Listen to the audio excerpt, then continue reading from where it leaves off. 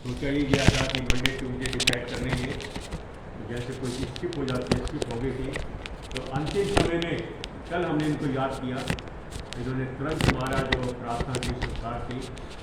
तो आज मधुर वचनों से आपको, वेद के ज्ञान से आपको अंकित करेंगे श्रीमान ओम प्रकाश जी। ओम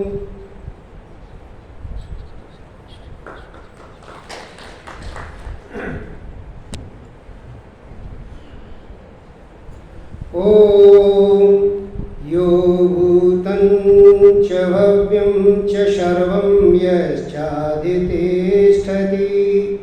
स्वर्यश्च स केवलं तस्मै ज्येष्ठाय ब्रह्मणे नमः। तस्मै ज्येष्ठाय ब्रह्मणे नमः। तस्मै ज्येष्ठाय ब्रह्मणे नमः। तीनों कालों का जिसे पूरा यथावत ज्ञान है, सृष्टि सारी में प्रतिष्ठित बस वही भगवान है स्वयं सुख रूप केवल मुक्तिदाता नाम है। उस महात्म ब्रह्म को श्रद्धा समेत प्रणाम है। जिस बुद्धि को मांगते साधु संत सुजान, उस बुद्धि का हे प्रभु देना हमको दान। वेद स्वाध्याय सत्संग करते रहो, वेद स्वाध्याय सत्संग करते रहो। एक दिन प्राप्त सद्ज्ञान हो जाएगा। वेद स्वाध्याय सत्संग करते रहो, एक दिन प्राप्त सद्ज्ञान हो जाएगा। शांति होगी परम भ्रांति मिट जाएगी। शांति होगी परम भ्रांति मिट जाएगी। पाप तापों का अवसान हो जाएगा। वेद स्वाध्याय सत्संग करते रहो, एक दिन प्राप्त सद्ज्ञान हो जाएगा। अपनी समाज के समस्त सुयोग्य पदाधिकारी वृंद, अत्यंत श्रद्धा की भाजन वंदनीय मातृशक्ति एवं धर्म प्रेमी सज्जनों, ईश्वर की महान कृपा है जिसकी कृपा से हम कुछ देर के लिए कुछ बौद्धिक चिंतन के लिए उपस्थित होते हैं। आर्य सज्जनों, पिछले 2 व्याख्यानों में मैंने कुछ साधन पाद के प्रथम मंत्र के कंटेंट्स आपके समक्ष रखे थे। जो मध्यम श्रेणी का योगी है, हम लोग सब मध्यम श्रेणी में आते हैं क्योंकि हम ईश्वर का ध्यान भी करना चाहते हैं और गृहस्थ की गाड़ी को भी चलाना चाहते हैं। इसलिए हम मध्यम श्रेणी के व्यक्ति हैं सारे के सारे। इन मध्यम श्रेणी के बारे में जब महर्षि पतंजलि से प्रश्न किया गया कि महाराज इनका कैसे उद्धार होगा, तो उन्होंने साधन पाद के अंदर क्रिया योग का वर्णन किया है। उस क्रिया योग में तप स्वाध्याय ईश्वर प्रणिधानानि क्रिया योग 3 कंटेंट्स बताए हैं। एक तप, दूसरा स्वाध्याय और तीसरा है ईश्वर प्रणिधान। सज्जनों, तप जो है वो प्रारंभिक स्तर का मैंने पहले बताया था कि प्रारंभिक स्तर का अलग है, मध्यम स्तर का अलग है और उत्तम स्तर का अलग है। इस तप की जो शब्दावली है एक जैसी ही प्रतीत होती है, लेकिन इसका कंटेंट्स बदल जाता है। अपने अपने जैसी जैसी स्थिति व्यक्ति की बनती जाती है, वैसे ही इसका अर्थ भी बदलता जाता है। हम केवल प्रारंभिक स्तर पर रहें तो प्रारंभिक स्तर पर जो द्वंद्व संयम है, जो हम द्वंद्वों का सहन करते हैं, हम जो है सर्दी गर्मी, भूख प्यास और मान अपमान, लाभ और हानि, जब इनके ऊपर हम विजय पाते हैं तो वो प्रारंभिक स्तर है। लेकिन जब हम संस्कारों पर काबू करते हैं, जब संस्कारों का नियंत्रण करते हैं हम, आगे अच्छे संस्कार बने और बुरे संस्कार समाप्त हों, हम जब इस स्तर पर कार्य करते हैं तो ये मध्यम श्रेणी का स्तर है।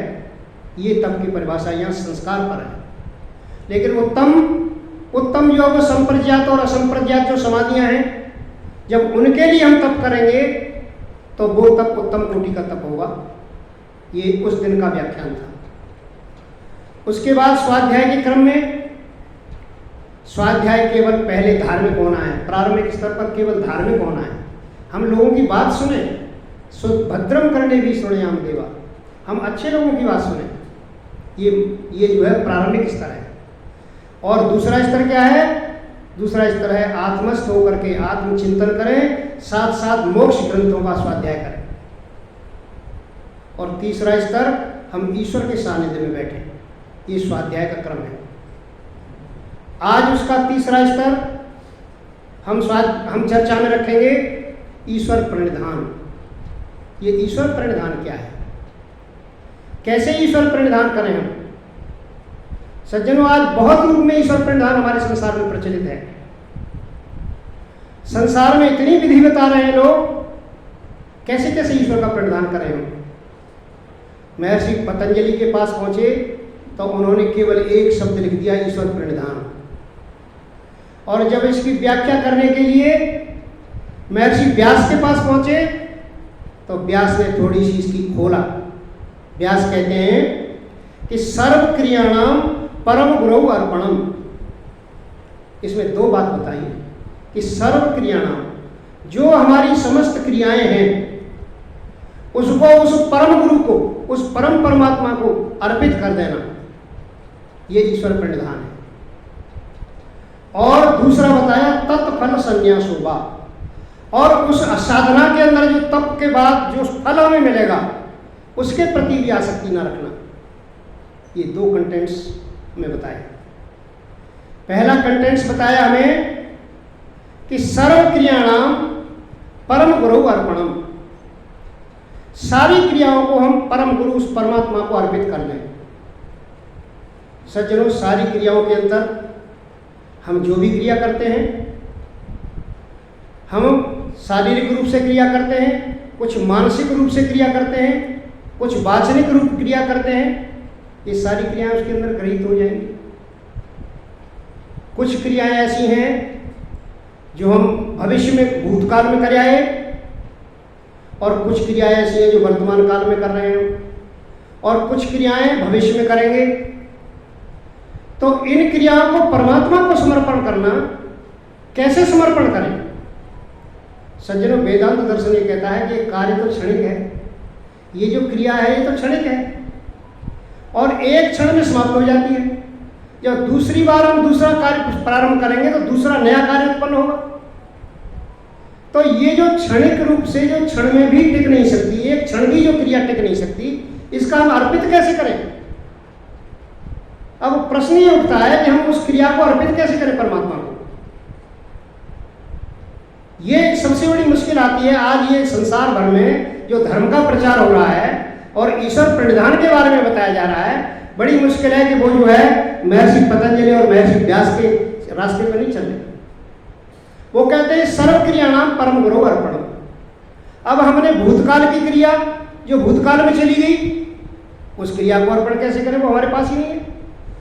हम उस क्रिया का अर्पण कर सकते हैं जिसके लिए हम अधिकृत हैं, जो हमारे अधिकार क्षेत्र में है।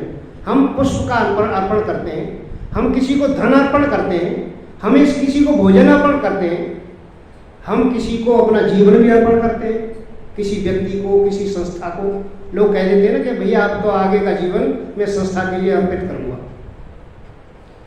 तो भविष्य इस समय जो कार्य कर रहा है वो संस्था का कार्य कर रहा है, और आगे जो उसका जीवन है उसे पता है कि मुझे अभी मैं चल ही रहा हूँ, तो जब तक जी जाए, जब तक वो संस्था के लिए समर्पित है, तो वो अर्पण कर रहा है। लेकिन सज्जनों, ये जो कहा है कि हम सर्व क्रियाणाम परम गुरु अर्पणम, ये सर्व क्रिया को अर्पण कैसे करें हम? ये सबसे बड़ी विसंगति यहाँ है कि हम क्रिया को अर्पण कैसे करें। क्रिया तो एक क्षण भी टिकने वाली नहीं है। जो क्रिया एक क्षण भी टिकने वाली ना हो, उसको अर्पण कैसे किया जा सकता है? हम जीवात्मा को जो है, जीवात्मा के लक्षण बताए गए हैं योग दर्शन में। ये कैसी जीवात्मा है? चिति शक्ति अपरिणामिनी। ये अपरिणामी है, इसके अंदर कोई कॉन्टेंट्स नहीं है, ये बदलती नहीं है, ये स्वरूप से अनादि है। अनादि दो तरह की चीज है, एक तो स्वरूप से अनादि है और एक प्रवाह से अनादि है। प्रवाह से मतलब स्वरूप बदलता रहता है, लेकिन मूल प्रकृति एक जैसी रहती है, इसलिए वो प्रवाह से अनादि है। लेकिन जीवात्मा और परमात्मा ये स्वरूप से अनादि है, अपने स्वरूप जैसा अनादिकाल से चला रहा है, उस स्वरूप में बिल्कुल भी परिवर्तन नहीं आता इसके में। इसलिए ये जो जीवात्मा का स्वरूप है ये अपरिणामी है। एक दूसरा गुण दिया गया है अप्रतिसंक्रमा। अप्रतिसंक्रमा है। प्रतिसंक्रमा कैसे कहते हैं? प्रतिसंक्रमा कहते हैं जैसे चीनी है, चीनी को जब हम दूध में डाल देते हैं तो चीनी घुल जाती है और अपना अस्तित्व समाप्त हो जाता है, उसका चीनी दूध जैसा हो जाता है उसका स्वभाव। लेकिन अ लगा दिया गया इसके आगे, अप्रतिसंक्रमा, यानी बदलने वाली नहीं है, ये किसी में घुलने वाली नहीं है। ये शरीर के अंदर बैठी जरूर है, लेकिन इसका स्वास्थ्य तो बिल्कुल अलग है। ये शरीर से घुली हुई मिली हुई नहीं। हम भोजन करते हैं, बहुत बढ़िया भोजन करते हैं, उस भोजन का आनंद आता है। सज्जनों, ये जीवात्मा भोजन करता है क्या? इस जीवात्मा का कोई मतलब नहीं भोजन करने का। हम मिठाइयां खाते हैं, आगे लिखा है इसका गुण दर्शित विषया, केवल विषय का दर्शन मात्र करती है, ये उपभोग नहीं करती किसी चीज का। जैसे मिठाई की दुकान में आप जाएं और तरह तरह की मिठाइयां वहां देखें और खरीदे नहीं, देख करके चले आए, मात्र इतना इसका कार्य है। हम जो भोजन करते हैं, मन जो है वो जीवात्मा को सूचना देता है, चित्त सूचना देता है कि बहुत अच्छा भोजन कर रहे हैं। बस उतना ही आनंद, वो दर्शित विषय है, केवल देखने वाली है और उसका उपयोग करने वाली नहीं है। इसलिए ये इसके साथ हम कैसे करें, इसके कार्यों का अर्पण हम परमात्मा के सामने कैसे करें। और शुद्धाच अनंताच, इसका और वर्णन किया गया है कि ये शुद्ध है, कोई कंटेंट्स इसके अंदर नहीं है, कोई कंटेंट्स मिला हुआ नहीं है। और अनंतात् कह रहे हैं, अनंत काल से चली आ रही है। अनंत का मतलब ये नहीं है कि जैसे परमात्मा अनंत है, ऐसी जीवात्मा अनंत नहीं है। अनंत का मतलब अनादिकाल से जो चली आ रही है, जब से परमात्मा है तब से जीवात्मा है, इसका मतलब ये है। तो ऐसी जीवात्मा जब हमारे स्वरूप, जब उससे ये कहा जाए कि सारी क्रियाओं को परम गुरु को अर्पण करो, तो कैसे अर्पण करें? उसका बिंदु ये बना हुआ है कि हम उसको अर्पण कैसे करें। हम अर्पण करते हैं बहुत सी चीजें, हम जो है वस्त्र अर्पण कर देते हैं, किसी को धन अर्पण कर देते हैं, तो वो चीजें हमारे अधिकार क्षेत्र में है, लेकिन क्रिया एक क्षण भी टिकने वाली नहीं है। तो सज्जनों, इसका हम अर्पण कैसे करें? इसका साहित्य के अंदर ये जो है, ये जो जितने भी शास्त्र हैं ना, कोई एक शास्त्र पढ़ लो तो हमारे जो निरुक्तकार कहते हैं ऋषि व्यास कि एक शास्त्र अधीयान किम बुद्धि शास्त्र निश्चय। किसी एक शास्त्र को आप पढ़ोगे तो उससे बुद्धि का निश्चय नहीं होगा, किसी कार्य का निश्चय नहीं होगा। इसलिए शास्त्रानुबंधी शास्त्र जो है वो दूसरे शास्त्र का अनुबंधी होता है। एक शास्त्र को पढ़ोगे तो वो सारा बात समझ में नहीं आएगी, दूसरे शास्त्र उसको क्लियर करेंगे। सारे के सारे दर्शन इस बात को क्लियर करेंगे कि एक दर्शन पढ़ा तो सारी बात क्लियर नहीं होगी, हम कैसे उसको अर्पण करें। केवल उसमें इतना ही दिया गया है कि सारी क्रियाओं को परम गुरु को अर्पण करो, कैसे अर्पण करें उसको। इसलिए दूसरे शास्त्र में बताते हैं कि हम परमात्मा के आगे कैसे अर्पण करें उसको। सज्जनों, एक अर्पण का मतलब है, सारी संभावनाओं पर विचार कर रहे हो, संभावना और भी हो सकती है, लेकिन एक संभावना ये हो सकती है कि परमात्मा के निर्देश का पालन करना चाहिए। हम परमात्मा के निर्देश का पालन करेंगे तो सज्जनों परमात्मा के अर्पण कर देंगे, अपने आप को परमात्मा के अर्पण करेंगे। क्योंकि परमात्मा का निर्देश क्या है? परमात्मा का निर्देश केवल और केवल वेद के अंदर है। वेदानुकूल अपना जीवन बनाना, हम वेद के अनुकूल चलें। वेद में लिखा हुआ है ऋतम संसंत ऋजुति ध्यान दिवसा पत्रासो असुरस्य वीरा। कहते हैं कि दिवसा पत्रासो, दिन यानी दिवसा पत्र, दिना कहते हैं ज्ञान, ज्ञान का पत्र होना चाहिए, विद्या पत्र होना चाहिए, व्यक्ति विद्या को प्राप्त करने वाला होना चाहिए। और ऋतम संसंत, ऋत मार्ग का चलने वाला होना चाहिए। ऋत मार्ग कैसा? सत्य और ऋत, ये दो चीजें हैं। सत्य कहते हैं जो बदलता रहता है। अब किसी से पूछा जाए कि घड़ी में क्या बजे है, तो उससे बताएंगे कि 9 बजे है। लेकिन 2 घंटे बाद पूछा जाए तो बताएंगे 11 बजे है। तो सत्य तो है ये, लेकिन ऋत नहीं है, बदलता रहता है। लेकिन सत्य ऋत जो है कभी बदलता नहीं है। सूर्य गर्मी देता है, ये ऋत है। सज्जनों, परमात्मा न्यायकारी है, ये ऋत सत्य है। इसलिए हम ऋत को, ऋतम संसंत, हम ऋत को पकड़े। और ऋजुति ध्यान, हम सीधे रास्ते पर चलने वाले बने, कुटिलता युक्त जीवन ना हो। आज लोगों को पूछा जाए तो बताते कुछ और है, सीधी बात नहीं बताएगा कोई।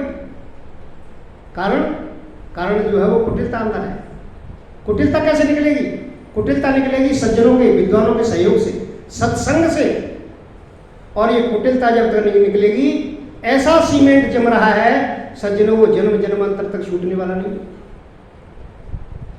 ये कुटिलता साधना से छूटती है, साधना से निकलेगी ये कुटिलता हमारी। इसलिए ऋतम संसंत ऋजुति ध्यान दिवसा पुत्रासो असुरस्य वीरा, हम परमात्मा के वीर सैनिक बने। असुर नाम परमात्मा का है। असुर प्राणान रक्षति इत्यसुर, जो प्राणों की रक्षा करता है, ऐसा असुर जो प्राणों की रक्षा करता है हमारी, वो उसका नाम असुर है। इस अ को अलग कर दो और सुर को अलग कर दो तो उसका मतलब हो जाएगा राक्षस। जैसे हम बीएससी लिखते हैं ना, बी अलग और एससी अलग, इसका मतलब होता है बैचलर ऑफ साइंस। लेकिन जब तीनों शब्दों को अलग कर देंगे, बी एस और सी, उससे बाटा सू कंपनी। ठीक इसी तरह से यदि आ को अलग करके सुर अलग कर दिया हमने, तो उसका मतलब होगा जो सुर नहीं है, जो देवता नहीं है, अर्थात राक्षस। और यदि असु को जोड़ करके रा को अलग कर देंगे तो असुर प्राणा ने रक्षति सुर असुरस्य वीरा, वो परमात्मा के वीर सैनिक बने। इसलिए ये सारी की सारी व्यवस्था वेद के अंदर दी गई है। उपात्वाग्ने दिवे दिवे दोषा बस्तर दिया वयम, हम सीखेंगे कहाँ से, किससे सीखेंगे हम? सज्जनों, परमात्मा से सीखेंगे। परमात्मा ने सबसे पहले वेद का ज्ञान दिया है। वेद का ज्ञान, परमात्मा की स्तुति भी उसमें वेद के अंदर बताई गई है। कुछ लोग ये प्रश्न करते हैं कि क्या परमात्मा हमें पढ़ाते हुए अपनी स्तुति करवाएगा? सज्जनों, जब माता नवजात शिशु को कुछ भाषा सिखाती है तो सबसे पहले वो स्वयं बोलती है, उस भाषा को कहती है बेटा बोलो मम्मी।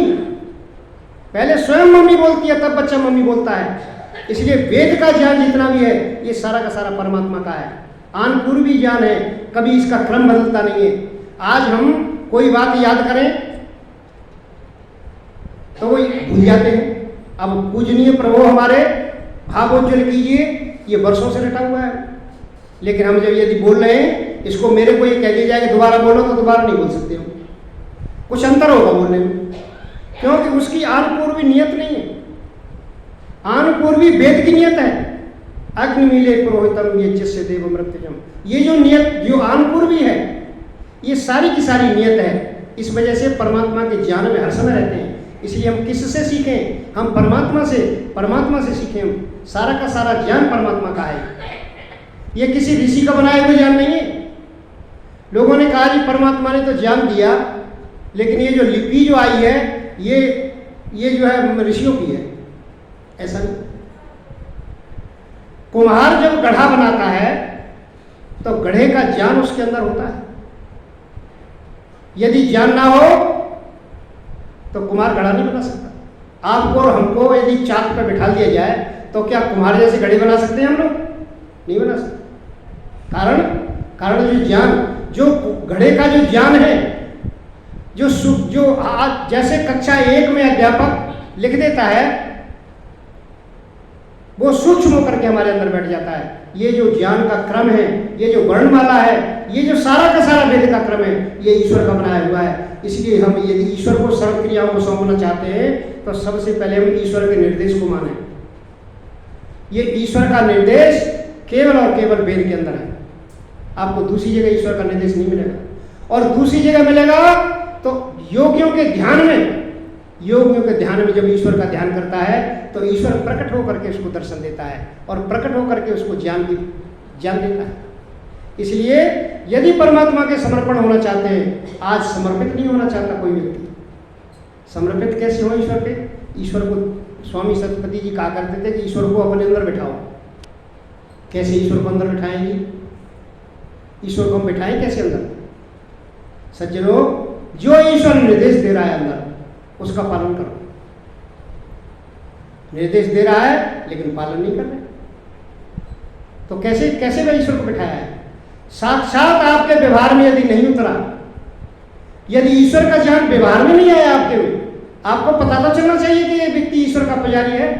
नहीं चलता पता, कारण हम परमात्मा के ऊपर, हम परमात्मा को समर्पित ही नहीं हुए। परमात्मा को यदि समर्पित नहीं होगा वो व्यक्ति ईश्वर परिधान कभी भी नहीं कर सकता। एक दूसरे रूप में भी ईश्वर परिधान हमारे यहाँ प्रचलित है। ईश्वर परिधान, कुछ लोग कहते हैं कि जो कुछ करवा रहा है वो ईश्वर करवा रहा है हमारे से। एक इस रूप में भी ईश्वर परिधान प्रचलित है कि हम कुछ नहीं कर रहे, जो कुछ हो रहा है वो ईश्वर करवा रहा है हमारे से। तो इससे क्या मतलब निकला? वो कहते हैं कि हमारा जो, हम यहाँ प्रसिद्ध है कि प्रकृति क्रियमाणा गुण कर्माणि सर्वसा, अहंकार विमूढ़ात्मा कर्ता हमिति मन्यते। सारा का सारा जो है वो परमात्मा के द्वारा हो रहा है, लेकिन ये जो अहंकार से विमूढ़ आत्मा है, अहंकार से पागल हुई आत्मा है, ये कहती है कि मैं कर रहा हूँ। इसलिए से अहंकार को दूर करो। और अहंकार कैसे दूर करेंगे? अहंकार दूर करेंगे कि ये कह दो कि परमात्मा ही करवा रहा है हमारे से, ये हमारा काम नहीं है। लेकिन सज्जनों, परमात्मा ही करवा रहा है तो फिर हमें दंड क्यों मिलता है? ये परमात्मा हमें भोग, ये कैसे मिलता है हमें दंड? यदि परमात्मा ही हमसे करवा रहा है तो बीच बीच में दंड क्यों आता है हमें? इसलिए ये हमें समझना चाहिए कि ये जो धार्मिक पुट दे करके हम लोगों को बहकाते हैं कि ये हम जो कर रहे हैं वो परमात्मा ही कर रहा है, ऐसा नहीं है। ये धार्मिक पुट दे करके बहका नहीं सकते। क्यों? कि हर कर्म का फल मिलता है। जब हम ईश्वर को समर्पित कर रहे हैं और हमने कह दिया कि भाई हम अपने कार्यों को ईश्वर को समर्पित कर रहे हैं, तो उसका संस्कार भी बन रहा है। उसका संस्कार बनने के बाद उसका फल भी मिल रहा है। तो फिर ईश्वर का समर्पण क्या हुआ? क्या ये जवानी जमा खर्च है? क्या ये सारा का सारा एक लिखने पढ़ने की चीज है? ईश्वर का समर्पण तो कुछ भी नहीं हुआ। जब हम ये कह रहे हैं कि भाई ईश्वर को समर्पित कर रहे हैं और उसका फल भी, हम जो चीजें दूसरे को सौंप देते हैं तो वो उसका जिम्मेदार वो है। फिर हम जब किसी को रुपया दे देते हैं तो रुपए का लाभ वो दूसरा व्यक्ति लेगा। कपड़ा किसी व्यक्ति को दे देते हैं तो कपड़े का लाभ दूसरा व्यक्ति लेगा। उसका हमारे से कोई मतलब नहीं है। लेकिन ये पीछा हमारा, ये कैसे छूटे पीछा हमारा? हम कर रहे हैं, कर्म कर रहे हैं तो कर्म का फल हमें ही भोगना पड़ रहा है। फिर ईश्वर प्रणिधान क्या हुआ? ये हम लाख कहते रहे कि ईश्वर जो है, हम सारे कार्य को ईश्वर को सौंप रहे हैं। सज्जनों, ईश्वर को सौंपने का मतलब ये नहीं है जो लोगों ने समझ रखा है। ईश्वर को सौंपने का मतलब ये है कि हम जो परमात्मा की आज्ञा में चलें। जो शिष्य परमात्मा की आज्ञा में चलता है वो गुरु का फेवरेट बन जाता है। जो पुत्र माता पिता की आज्ञा में चलता है वो माता पिता का प्रिय बन जाता है। चाहे पुत्र 4 हो, लेकिन 4 पुत्र होने के बावजूद भी माता पिता उसको प्यार करते हैं जो उसकी सबसे ज्यादा मानता है। आपने साक्षात रूप में देखा होगा कि 4 पुत्रों में माँ बाप एक पुत्र के साथ रहते हैं। अब उनसे पूछा जाए कि चारों पुत्रों के साथ क्यों नहीं रहते, कि भैया हमारा इसी के साथ मन लगता है। कारण उसकी आज्ञा में चलता है। इसलिए जब तक हम ईश्वर की आज्ञा में नहीं चलेंगे, सज्जनों, ईश्वर परिधान होने वाला नहीं है। ये संसार में बड़ी विचित्र स्थिति है। एक दूसरी विधि और हो सकती है इसकी। हम संभावनाओं पर विचार कर रहे हैं कि कैसे हम ईश्वर परिधान करें। दूसरी विधि कि हम जो भी कार्य करें वो ईश्वर प्राप्ति के लिए कार्य करें। हमारे संसार के जितने कार्य हैं वो सारे के सारे ईश्वर प्राप्ति के लिए हों, दूसरी किसी कार्य के लिए ना हो। अब ईश्वर प्राप्ति में हमें जो भी कार्य कर रहे हैं वो ईश्वर प्राप्ति के लिए है, तो उसके लिए हमें वस्त्रों की जरूरत है। वस्त्र तो ईश्वर नहीं है। मकान की जरूरत है, मकान भी ईश्वर नहीं है। तो फिर हम ईश्वर के लिए कार्य कैसे करें? सज्जनों, महर्षि दयानंद के सत्यार्थ प्रकाश को एक बार पढ़ लिया होता तो सारी गुत्थियां सुलझ जाती। महर्षि दयानंद 9वें समुल्लास में मोक्ष प्राप्ति के उपाय लिखते हैं। वहां उपाय लिखते हैं मुमुक्षुत्व। ये मुमुक्षुत्व क्या है? कैसे मोक्ष प्राप्त हो हमें? वो कहते हैं कि जो मोक्ष प्राप्ति के लिए और मोक्ष से संबंधित वस्तुओं को छोड़ करके जो अन्य किसी से प्रीति न करना, ये मुमुक्षुत्व है।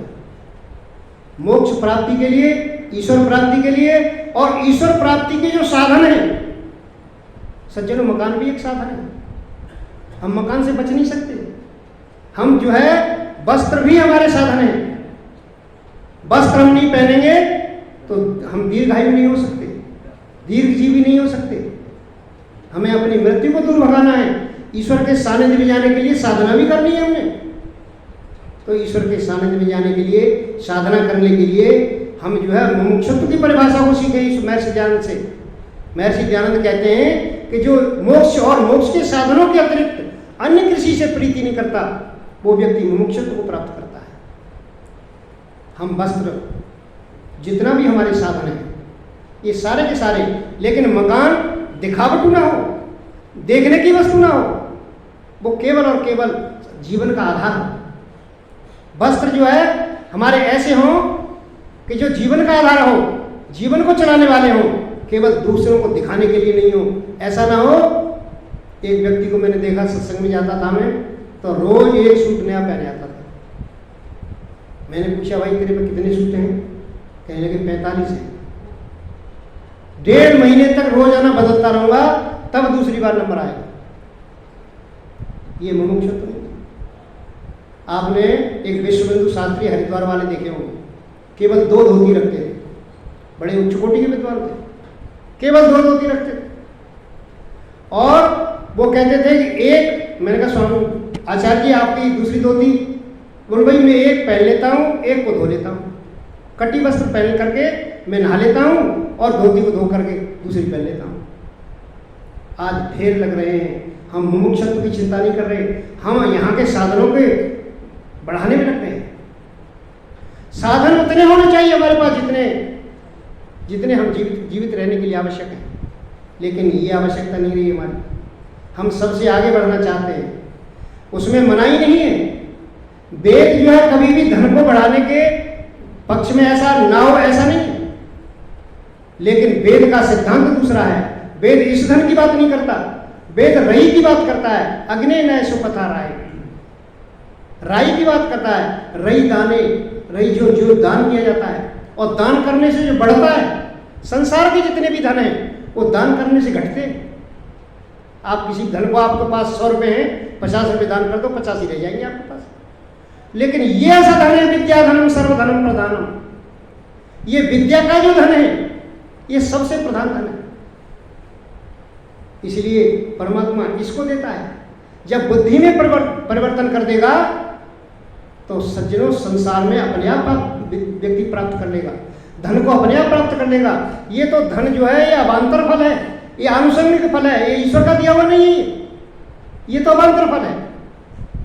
अवांतर किसे कहते हैं? अवांतर कहते हैं, आपने दुकानों में देखा होगा, इंसेंटिव देते हैं दुकानदार कभी कभी। ये जो मॉल खुले हुए हैं, इनमें कुछ चीज़ों पे लिखा हुआ है जो ए 1 बाई और एक गेट 1 फ्री। एक चीज़ खरीदो और दूसरी चीज़ फ्री लो। परमात्मा का वो है। आपके अंदर बुद्धि परमात्मा देगा, दूसरा धन अपने आप आपकी तरफ दौड़ेगा। बुद्धि परमात्मा नहीं देगा तो लाख धन के पीछे घूमते रहना, धन मिलने वाला नहीं। इसलिए इस धन के पीछे घूमने के लिए हमें बुद्धि तत्व की चिंता है। बुद्धि तत्व को न राज हारे राजा जिसको हरण नहीं कर सकता, न चोर हार चोर जिसको चुरा नहीं सकता, न भ्रातृभाज्य, न भाई जिसको बांट नहीं सकता, न चभारकारी, आपको नोट दे दिए जाए 1 करोड़ तो बोरी में सिर में धर के ले जाने पड़ेंगे यहाँ से। लेकिन ये जो धन है विद्या का, कोई भारी नहीं है। व्यय कृते वर्धते एव नित्यम, जो व्यय करता है और उसका बढ़ता है, जो जितना ज्यादा खर्च करेगा उतना बढ़ेगा। विद्या धनम सर्वधनम प्रधानम, विद्या का धन सबसे प्रधान धन है। आज अपने बच्चों को संस्कार दो, अपने बच्चों को सिखाओ वेदारंभ संस्कार। बहुत से लोग वेदारंभ संस्कार कराते ही नहीं है। स्कूल में दाखिल कर आए और बच्चा पढ़ने लग गया। हमारे यहाँ जो भी संस्कार किया जाता था वो सबसे पहले उसका एक संस्कार होता था, जात कर्म से लेकर के और सारे के सारे संस्कारों में सबसे पहले संस्कार किया जाता था। अब वेदांत संस्कार ही भूल गए लोग। इसलिए मैं परमात्मा की बात कर रहा था कि परमात्मा को प्राप्त करने के लिए हमें जो भी काम करें, हमारी जो भी क्रियाएं हों वो परमात्मा को प्राप्ति के लिए हों, हमारे जो भी साधन हैं वो परमात्मा की प्राप्ति के लिए हो। चाहे हमारे पास धन हो, चाहे हमारे पास पुत्र हो, चाहे हमारे पास पत्नी हो। ऐसे ऐसे हमारे विवाह संस्कारों में ये बताया गया है कि विवाह संस्कारों में ये नहीं बताया गया कि हम भोग में पड़े रहे हर समय। वहाँ तो यही है संसार में मोक्ष कैसे प्राप्त करें, ये विवाह संस्कार के अंदर बताया गया है सारा का सारा। महर्षि की संस्कार विधि को पढ़ो। इसलिए सारे के सारे जो भी हमारे कार्य हों वो सारे के सारे परमात्मा के लिए हों, परमात्मा के अतिरिक्त और दूसरे का लिए ना हो। इसलिए ये दूसरा नियम है, दूसरा ये सिद्धांत है कि हम ईश्वर परिधान कर सकते हैं। तो जब कर सकते हैं, पहला बताया कि हम जो है परमात्मा की आज्ञा में चलें, जो वेदानुकूल आज्ञा है, जो वेद में बताई गई जो आज्ञा है उसी के अनुसार अपना जीवन बनाएं। जब तक हम ऐसा नहीं करेंगे ईश्वर परिधान नहीं हो सकता। और दूसरा बताया कि जो भी हम कार्य करें, हमारा जो भी धन हो, हमारी जो भी बुद्धि हो वो परमात्मा को प्राप्ति के लिए हो। हम जो है अपना जीवन चलाएं, लेकिन मुख्य उद्देश्य हमारा परमात्मा का हो, परमात्मा का उद्देश्य होना चाहिए। लेकिन एक तीसरा भी है सज्जनों, ये वेदांत दर्शन निकाल के देता है। हम केवल एक शास्त्र को पढ़ करके, शास्त्रानुबंधी शास्त्र का अनुबंधी दूसरा शास्त्र है, सबसे पूर्ण नहीं है कोई भी।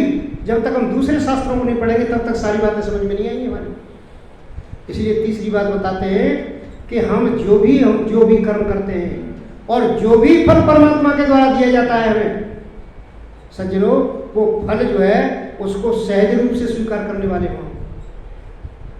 हम सहज स्वीकार नहीं करते परमात्मा के दंड को। मैंने बड़े बड़े साधु और योगी देखे, लेकिन जब कोई विसंगति पैदा हो जाती है परिवार में या राष्ट्र में, तो उनके मुंह से जो शब्द निकलते हैं उन शब्दों को देख करके आप सहज अंदाजा लगाया जा सकता है कि परमात्मा के ऊपर इनका विश्वास नहीं।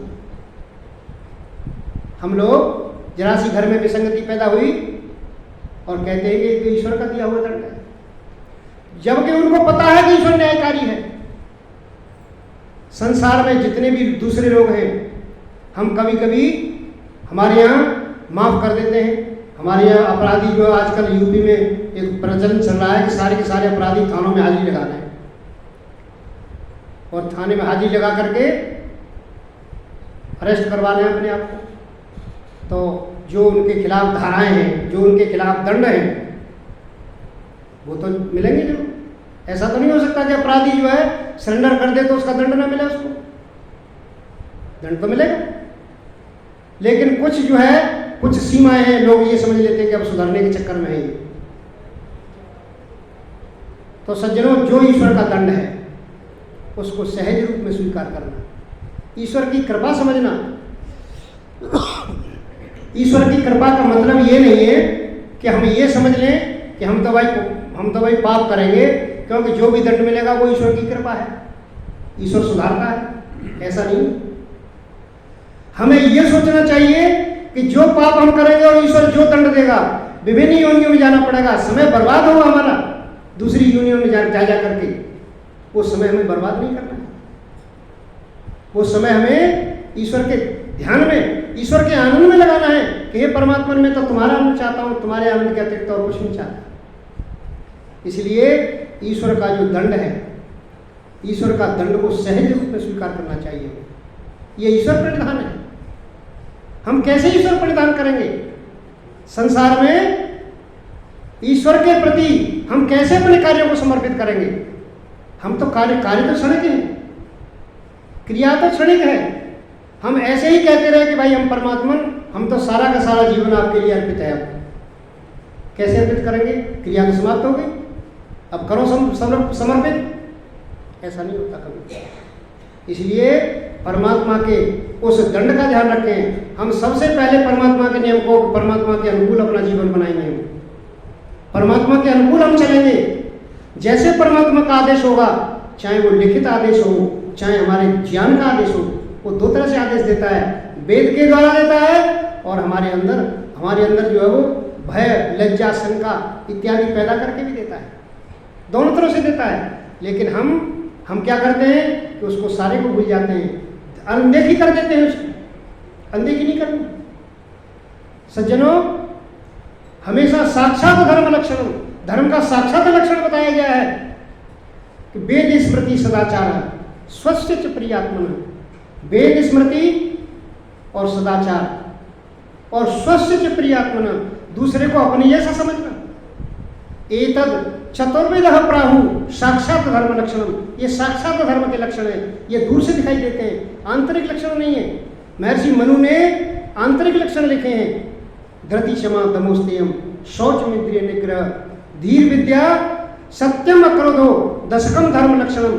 ये जो धर्म के लक्षण है ये आंतरिक हैं, किसी दूसरे को दिखाई नहीं देंगे।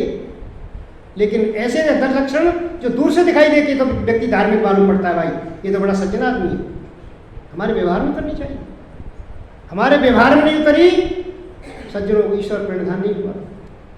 ईश्वर प्रणिधान समाधि पाद के अंदर भी बताया गया है और साधन पाद के अंदर भी बताया गया है।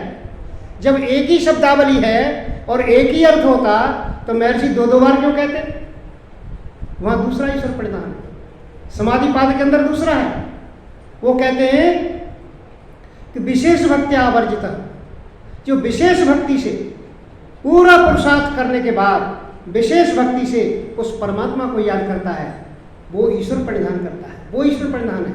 जब हम पूरी ताकत लगा रहे हैं लेकिन समाधि की सिद्धि नहीं हो रही और फिर हम ईश्वर का ध्यान कर रहे हैं, सज्जनों, वो उस तरह का प्रणिधान है। लेकिन जो मध्यम श्रेणी का प्रणिधान है, इसमें सर्व क्रिया परम गुरु अर्पण है। सर्व क्रियाओं को परम गुरु को अर्पण करना है। ये दूसरी तरह का प्रणिधान है। वहां भी प्रणिधान दिया गया है कि समाधि सिद्धि ईश्वर प्रणिधानात्मा, यानी समाधि की सिद्धि कैसे होगी? समाधि की सिद्धि होगी ईश्वर प्रणिधान से। लेकिन उसमें ये लिखा है कि विशेष भक्ति आवर्जित, विशेष भक्ति से जो आवर्जित, विशेष भक्ति से जो पूजेगा, हमेशा ईश्वर का ध्यान करेगा। आज एक इस रूप में भी ईश्वर प्रणिधान चल रहा है कि रोजाना सुबह से शाम सीताराम ही सीताराम, राधे श्याम ही राधे श्याम चल रही है। हम लगातार बोले जा रहे हैं। क्या होगा जी इससे? इसका विधान भी है योग दर्शन के अंदर। योग दर्शन के अंदर इसका विधान भी है। वो कहते हैं कि योग दर्शन में वो जो वीतराग सन्यासी, वीतराग विषयम वाचित्तस्य, ये सूत्र दिया हुआ है कि जो वीतराग पुरुष हुए हैं हमारे, उनके प्रति अपने चित्त पर, उनके संस्कारों को अपने चित्त पर जमाना। कि जैसे भगवान राम ने राज्य को छोड़ा था, जैसे भगवान राम ने दुष्टों पर विजय पाई थी, ऐसे जो वीतराग सन्यासी जो लोग हुए, जैसे कृष्ण हुए, इनके चरित्र को अपने चित्त पर रखना, ये भी ईश्वर प्रणिधान का एक तरीका है। लेकिन केवल राधे श्याम सीताराम सीताराम करते रहे, इससे कुछ भी बनने वाला नहीं। क्यों? कि यदि गंतव्य पे हमें पहुंचना है, मुझे आर्य समाज मंदिर बीबलाक में पहुंचना है और मैं दिनों रात रटता रहूं बीबलाक, आर्य समाज बीबलाक, आर्य समाज बीबलाक, उसका रास्ता मुझे पता नहीं, कैसे पहुंचूंगा मैं? हमें रास्ते का पता करना है। हमारे ध्यान में है बीबलाक, लेकिन रास्ता तो पता होना चाहिए, मैं कौन से रास्ते से पहुंचेंगे हम। सज्जनों, आज रास्ता नहीं पता करना चाहता। आज ये कह रहा है कि लगातार हम सीताराम सीताराम करते हुए हमारा उद्धार हो जाएगा। ऐसा उद्धार होने वाला नहीं। यदि उद्धार हमने करना है तो हमें ईश्वर प्रणिधान को की परिभाषा को सीखना होगा, ईश्वर प्रणिधान को देखना होगा हमें। सज्जनों, ईश्वर की आज्ञा में चलना और ईश्वर के जो भी कर्म करें, ईश्वर प्राप्ति के लिए हम कर्म करें।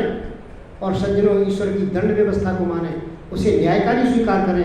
जो भी हमें दंड देता है परमात्मा, उस दंड को सहज भाव से स्वीकार करें। संसार में यदि इस तरह से कोई प्रणिधान ईश्वर प्रणिधान करेगा तो वो जरूर उत्तम मार्ग पर पहुंचेगा। सज्जनों, यदि इस तरह से नहीं करेगा तो वो उत्तम मार्ग पर पहुंचने वाला नहीं। ईश्वर प्रणिधान बहुत उत्तम कोटि का है।